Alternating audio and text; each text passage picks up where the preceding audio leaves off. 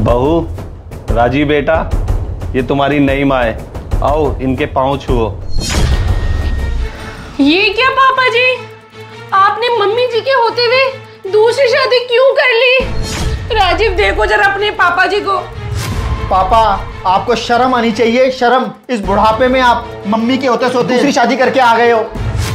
हे भगवान, ये दिन देखने से पहले मैं मर क्यों नहीं गई? ये बुढ़ा छठिया गया है, मुझे यही दिन दिखा रहा है। शकुंतला, मैं कोई सठिया नहीं गया हूँ। मैंने इस उम्र में शादी करके सही फैसला लिया है। क्या कह रहे हो पापा? इस उम्र में शादी करके आपने सही फैसला लिया? पापा, आपने तो हमारी सारी इज्जत मिट्टी में मिला दी है, मिट्टी में। पापा शर्म करो, शर्म। पापा जी, अभी तो आपकी पोता पोती खिलाने की उम्र थी और आप मम्मी जी की सौतन उठा के लेके आ गए हो। छी पापा जी, छी। बहू, तुम लोग इस खुशी के मौके पे कैसी अनाप शनाप सी बातें कर रहे हो? तुम्हें तो हमारा स्वागत करना चाहिए। शकुंतला, जाओ आरती की थाली लेकर आओ। क्या कह रहे हो? आरती की थाली ले आओ? मेरा तो मन करता तुम दोनों को जूते से मारूं। शकुंतला, अपनी जुबान पे लगाम दो। तुम मेरी नई लेवली दुल्हन के सामने ऐसे कैसे बोल सकती हो? क्या कह रहे बुढ़ाओ? मम्मी जी आप रहने दो, आपका बीपी हाई हो जाता है। पापा जी, मम्मी जी आपसे बिल्कुल ठीक तरीके से बात कर रही हैं। आप और ये है इसी लायक, और आपने ना बिल्कुल भी ठीक नहीं किया मम्मी जी के साथ। अगर मम्मी जी की जगह मैं होती ना और राजीव ने ऐसे किया होता, मैं राजीव को और उसकी बीवी को गंजा करके पूरे मोहल्ले में काला मुंह करके घुमाती। पापा, आपने सिर्फ ना अपना ही सोचा है, हमारा नहीं सोचा। आपने इस उम्र में इतनी गंदी हरकत कर दी है, अब हम समाज में क्या मुंह दिखाएंगे? बेटा, तुझे तो समाज की पड़ी है। मेरी पिंकी बेटी क्या कहेगी? उसके ससुराल वाले क्या बोलेंगे कि उसका बूढ़ा बाप शादी करके लेके आया है? ऐसा है शकुंतला, ना तो मुझे समाज की परवाह है ना रिश्तेदारों की।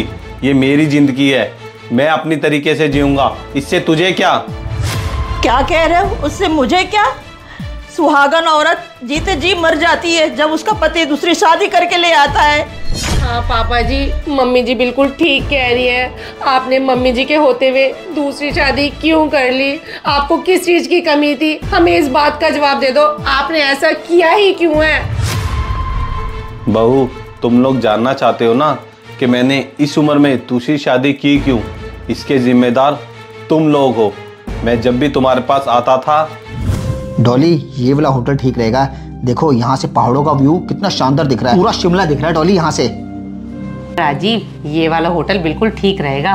और मैंने ना आपके और मम्मी जी के सर्दियों के कपड़े रख लिए हैं, क्योंकि शिमला में ना ठंड बहुत होती है।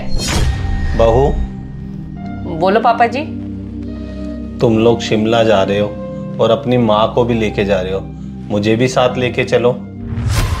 क्या पापा जी, आपको भी हम अपने साथ शिमला लेके चले? ना जी ना, हम तो अपने कानों को हाथ लगाते हैं। आपको शिमला ले जाएंगे ना तो हमारा भी ट्रिप खराब होगा, क्योंकि आपसे चला फिरा तो जाता नहीं है।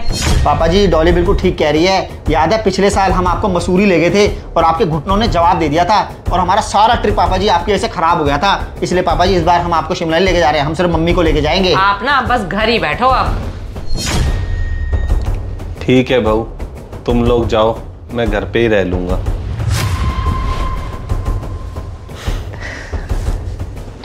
वैसे एक बात है राजीव, पापा जी ना घर पर ही अच्छे लगते हैं। हाँ डॉली, एक बंदा तो घर की चौकीदारी के लिए होना ही चाहिए। चलो जल्दी से रूम बुक कर दो होटल का। ठीक है, मैं कर देता हूँ। शकुंतला हर समय फोन में लगी रहती है, 2 घड़ी मुझसे भी बातें कर लिया कर। मैं क्या बात करूं आपसे? 40 साल हो गए आपसे बातें करते करते। मेरा मन नहीं करता आपसे बात करने के लिए, किसी और को ढूंढ लो। क्या मैं किसी और को ढूंढ लूं? चलो ठीक है, मैं किसी और को ढूंढ लेता हूं बात करने के लिए। हाँ, ढूंढ लेना।